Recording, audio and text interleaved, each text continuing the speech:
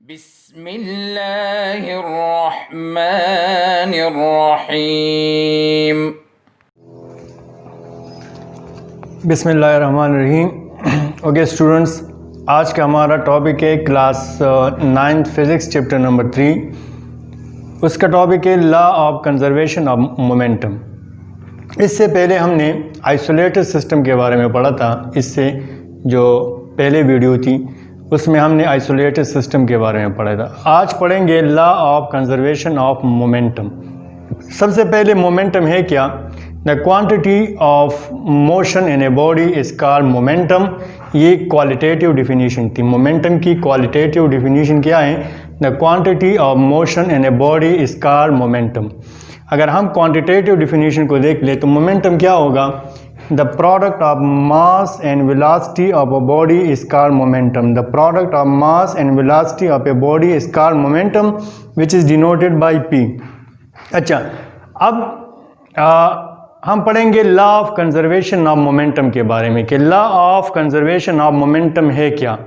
Conserved का मतलब है constant which does not change, remain constant, conserved. Law of conservation of momentum ये है कि किसी भी आइसोलेटेड सिस्टम का मोमेंटम वो कंजर्व्ड रहेगा, वो कांस्टेंट रहेगा। यानी अगर हमारे पास एक आइसोलेटेड सिस्टम है, टू बॉडीज है, let's say there are two bodies in an isolated system, तो ये दोनों बॉडीज का momentum before collision and after collision ये रिमेन कांस्टेंट रहेगा, यानी कंजर्व्ड रहेगा। Before collision and after collision momentum of an isolated system will remain constant और conserved. अगर हम स्टेटमेंट को देख ले, law of conservation of momentum का स्टेटमेंट क्या है? In the absence of external force total momentum of an isolated system remains constant. In the absence of external force, total momentum of an isolated system remain constant. यानी ये constant रहेगा before collision and after collision. In the absence of external force का क्या मतलब हुआ? क्योंकि हमने पढ़ा था कि isolated system पे किसी यानी कोई भी external force नहीं लगेगा। आइसोलेटेड सिस्टम पे कोई एक्सटर्नल फोर्स नहीं लगेगा। There will be no external force acting on an isolated system. Isolated system पे कोई एक्सटर्नल फोर्स नहीं लगेगा। तो यहाँ पे ये law of conservation of momentum को जो हम स्टडी कर रहे हैं ये भी आइसोलेटेड सिस्टम में स्टडी कर रहे हैं। यानी एक आइसोलेटेड सिस्टम है और उस आइसोलेटेड सिस्टम का मोमेंटम हम स्टडी कर रहे हैं कि ये कांस्टेंट रहता है कि नहीं रहता।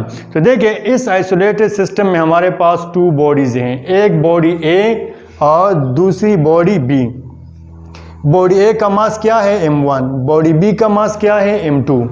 बॉडी ए का इनिशियल वेलोसिटी क्या है? u1। बॉडी बी की इनिशियल वेलोसिटी क्या है? u2। अच्छा, तो ये दोनों एक दूसरे के साथ इंटरेक्शन करने वाले हैं, एक दूसरे के साथ कोलिजन करने वाले हैं, एक दूसरे पे फोर्स एक्सर्ट करने वाले हैं।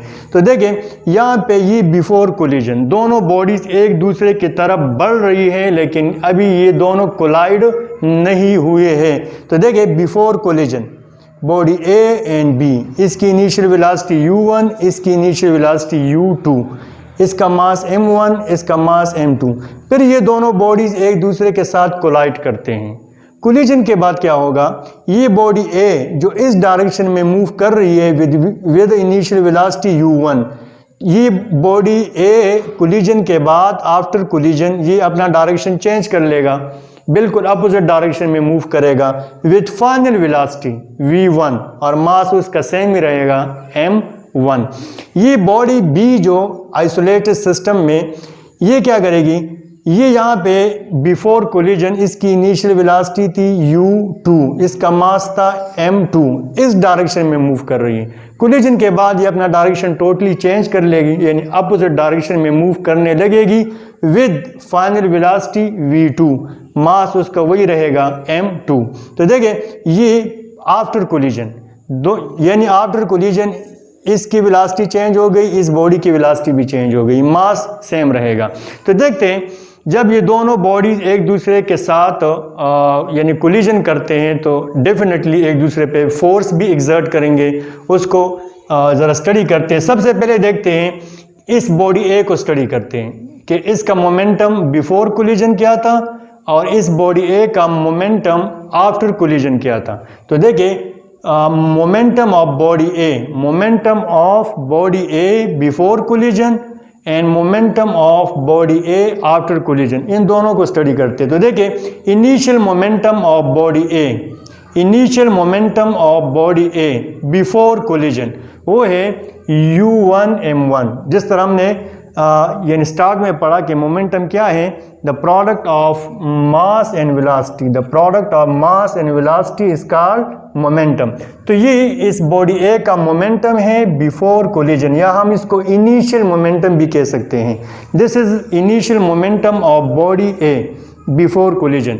अच्छा, इस बॉडी का फाइनल मोमेंटम क्या होगा?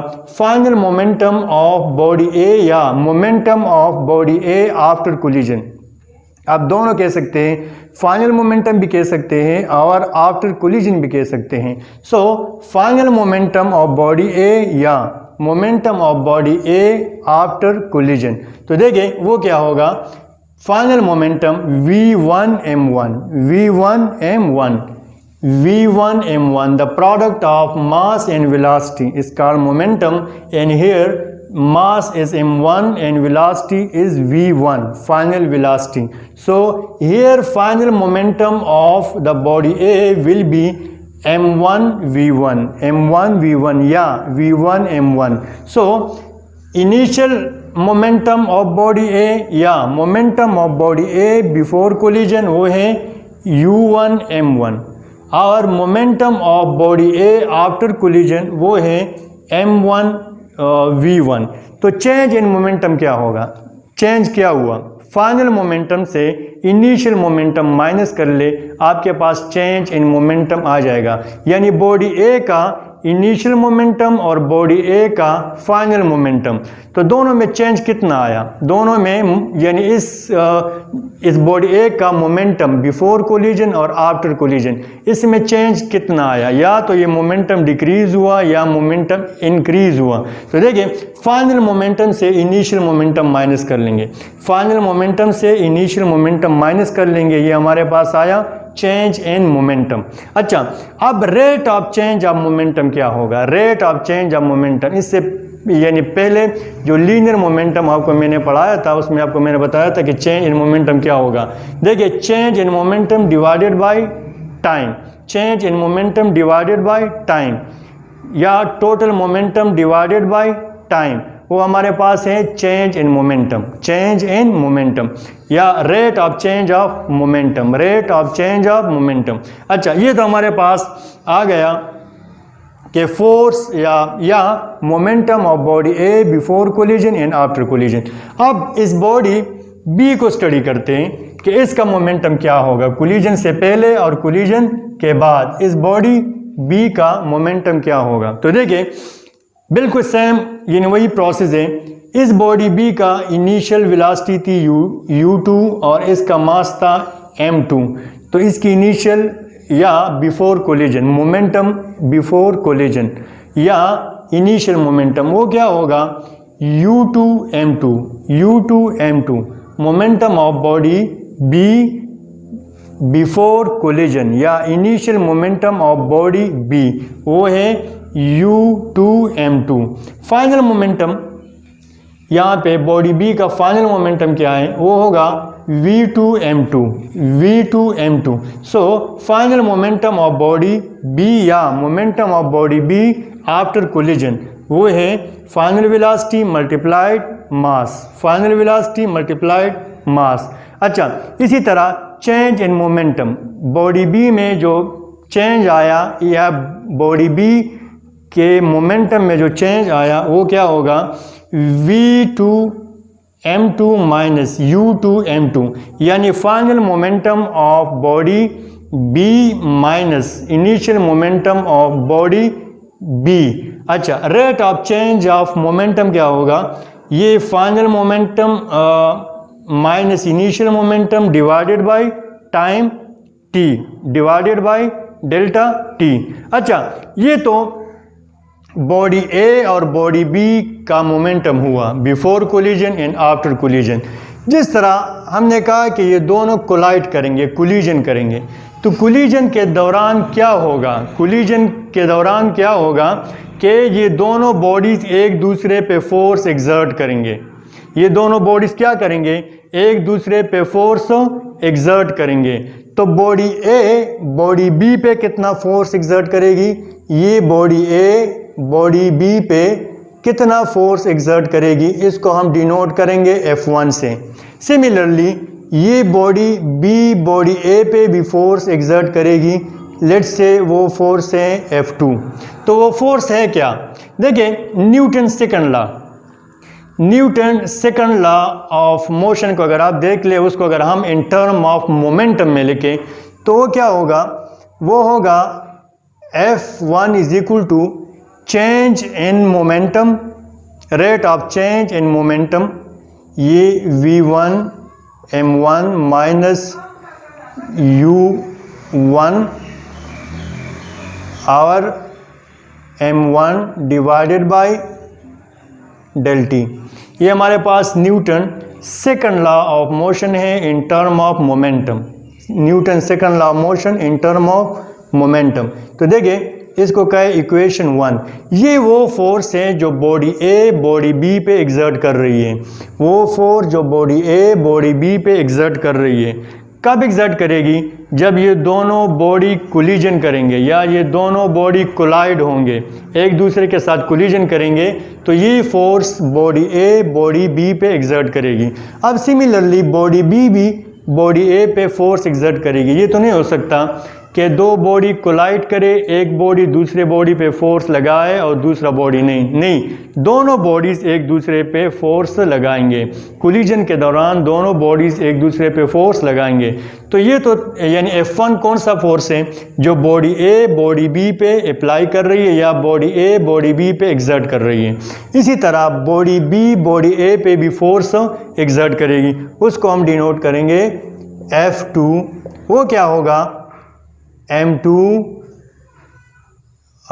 V2 M2 minus U2 M2 divided by del T. इसको कहे इक्वेशन 2। ये दो फोर्सेस, दोनों बॉडीज एक दूसरे पे एक्सर्ट कर रही है। अब न्यूटन के थर्ड लॉ ऑफ मोशन के मुताबिक F1 is equal to F2। Every action has a reaction which is equal in magnitude but in opposite direction।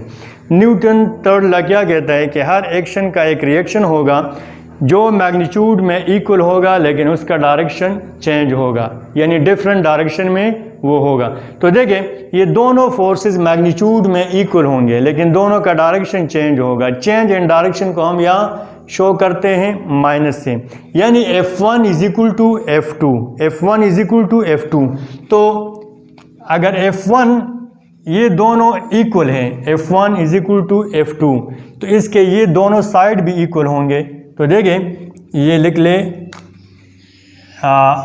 V1 M1 minus U1 M1 divided by delta T is equal to, क्योंकि यहाँ minus है तो यहाँ मैं भी minus लिख रहा हूँ, minus V2 M2 minus U2 M2 divided by delta T.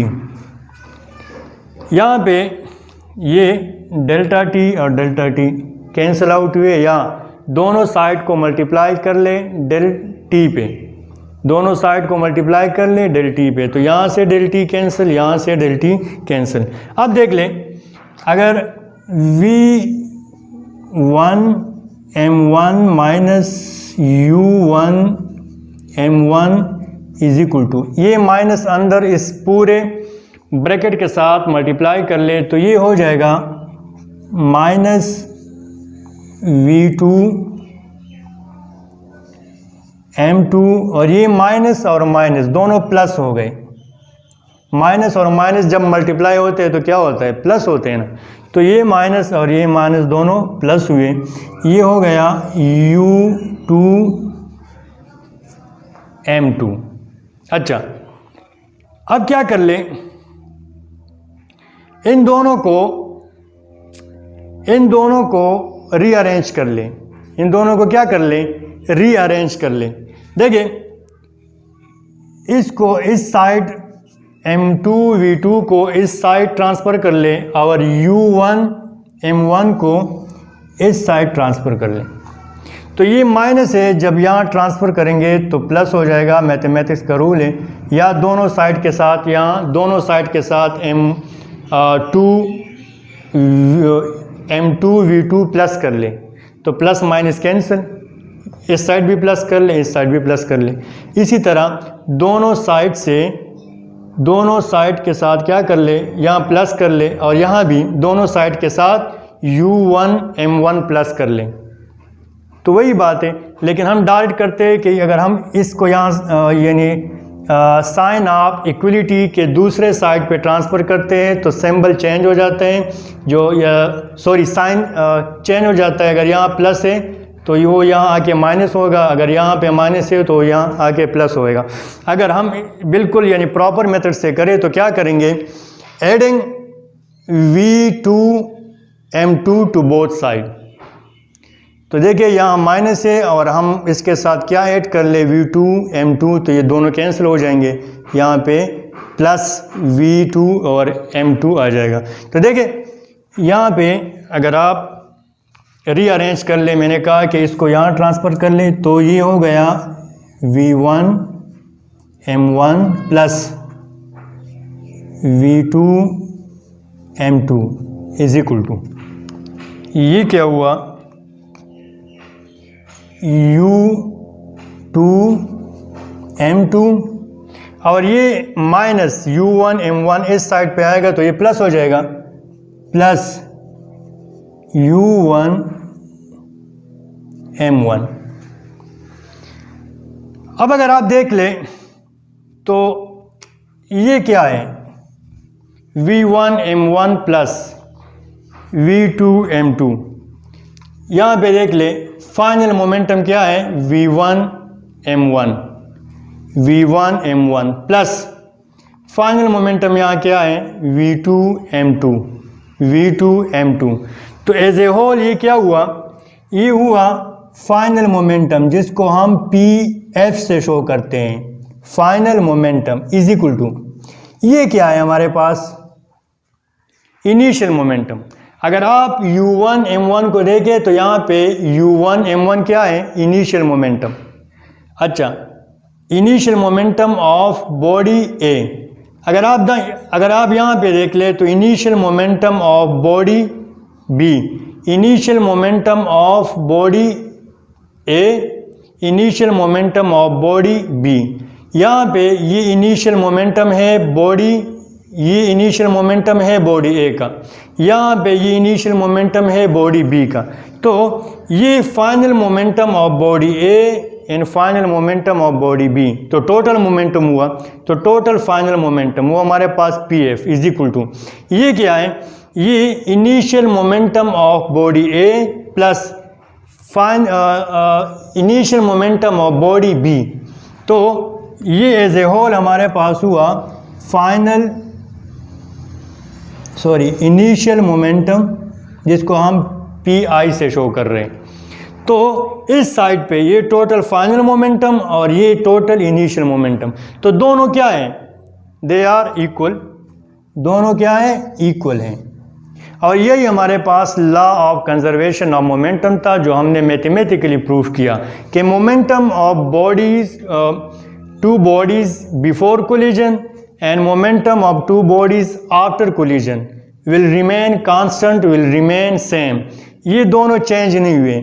यहाँ से अगर आप देख ले तो final momentum is equal to initial momentum, final momentum of bodies is equal to initial momentum, यानी momentum of bodies before collision and after collision वो conserved हैं, वो कांस्टेंट हैं, वो चेंज नहीं हुआ। और यही law of conservation of momentum था। अगर आप इस पूरे प्रोसेस में देख ले तो कहीं भी इस बॉडीज पे एक्सटर्नल फोर्स नहीं लगा, कहीं भी इस बॉडीज़ पे एक्सटर्नल फोर्स नहीं लगा, बल्कि ये दोनों बॉडीज़ एक दूसरे के साथ इंटरेक्शन कर रहे हैं, एक दूसरे के ऊपर फोर्स एग्जर्ट कर रहे हैं, एक दूसरे पे फोर्स अप्लाई कर रहे हैं। और वो फोर्सेस क्या थे? F1 and F2। F1 body A body B पे एग्जर्ट कर रहे हैं और F2 body B body A पे एग्जर्ट कर रहे हैं। तो सबसे पहले हमने क्या किया था कि बॉडी ए का मोमेंटम फाइंड आउट किया, initial momentum of body A and final momentum of body A. यहाँ पे initial momentum of body A ये था और final momentum of body A ये था। तो ये चेंज इन मोमेंटम, फिर rate of change of momentum, और इसी तरह हमने initial momentum and final momentum of body B find out किया, जो कि हमारे पास ये आया। दोनों एक दूसरे पे फोर्स एग्जर्ट कर रहे हैं। तो according to Newton third law of motion, these two forces will equal in magnitude but they will be in opposite direction. ये दोनों फोर्सेस मैग्नीट्यूड में इक्वल होंगे, लेकिन दोनों अपोजिट डायरेक्शन में होंगे। तो ये मैथमेटिकल फॉर्म पर हमने पुट किए, और जो इस लॉ का जो थीम था वो क्या था कि momentum before collision and momentum after collision will remain constant, जो यहाँ पे प्रूफ हुआ। Final momentum is equal to initial momentum, there is no change in momentum of two bodies before collision and after collision. Okay students, ये आज का हमारा topic था। अगर कोई क्वेश्चन है आपके जहन में तो you can ask me through WhatsApp. इंशाल्लाह नेक्स्ट वीडियो के साथ दोबारा मिलेंगे, तब तक अल्लाह हाफिज़। अल्लाहुम्मा अंफ़अना बिमा अल्लमतना वअल्लिमना मा यंफ़अुना वज़िदना इल्मा।